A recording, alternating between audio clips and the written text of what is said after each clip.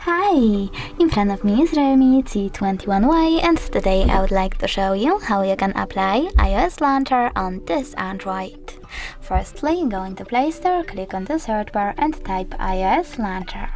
Then download this free app from this developer and open it.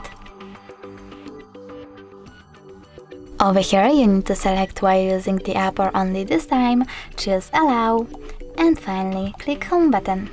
Then click on iOS launcher, select Always, tap on OK, and finally got it.